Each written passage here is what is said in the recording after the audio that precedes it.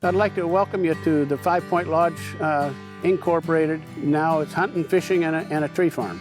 In 1946, a fellow tried to buy 480 acres and couldn't pay for it. So in 1947, my dad, acting as trustee, paid off the contract and kept 320 of the 480 and gave the other fellow back his 120 acres. Dad was acting for a group, and they became known as 5 Point Lodge after one of the original owners shot a 5-point buck. Present, there's 6 owners, families, all between 2nd and 5th generation, with the 4th and 5th generation living on the property on their acreage. They had 320 acres, and now the 6 owners have 5 to 6 acres of their own, and then the tree farm is 290 acres. And we have basically hemlock and fir and cedar, some alder and big leaf maple. Well, since I became involved with the Washington Farm Forestry and the American Tree Farm System, we've had 2 harvests, one in 2006 of 23 acres and then in 2018 of 28 acres. Because there's a good cedar growing area up in this last harvest in 2018, we replanted with 60% western red cedar and the rest Douglas fir. And it's got a good history of cedar growing in that area. There's a lot of the old growth stumps,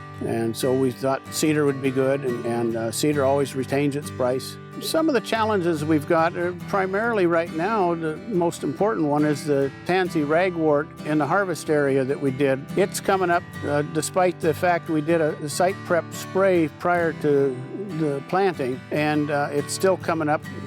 So I've got to work on that, getting rid of that. And then we've got a long-standing old culvert that needs to be replaced on our main road, which is the only road in from the county road to the property down here. That was part of the reason we did a little extra harvest area versus 20 acres, and we did 28.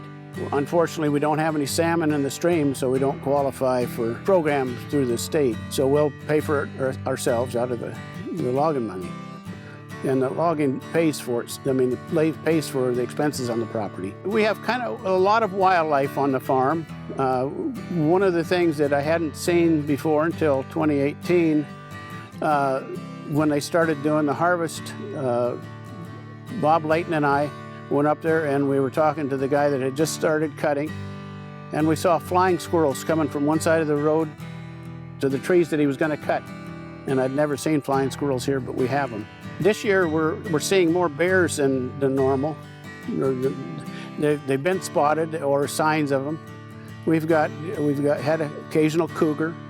We have deer, a lot of deer, bobcat, coyotes. In the lake we've got bass and trout. And you go down there and you'll see otters and osprey and herons and eagles. And we've got streams that one comes in from the west side and meets up with another one from the west side, and they join and go down to the lake. There's a stream that comes down through the center part of the property, and it goes down to the lake. And then the 2 coming from the northeast corner meet on the property and then flow into the lake. We've probably got about 3 or 4 miles of roads. They're old skid roads. They go up to the northeast corner, the center section of the property, and the northwest corner. And when we did the logging this time, we connected the center road and the northwest road. And so there's plenty of place to hike and walk and just enjoy the property. The tree farm legacy, as I see it, was kind of set up by our fathers, the first owners, the guys that came in here and set up the lodge. They worked hard. They built the lodge cabin using an old donkey engine that one of the fellows made, and they played hard.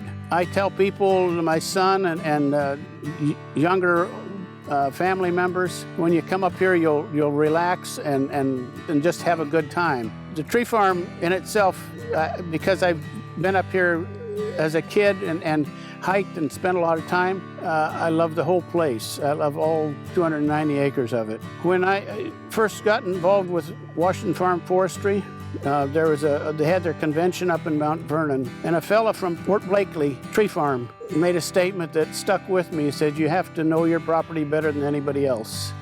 And I've taken that to heart.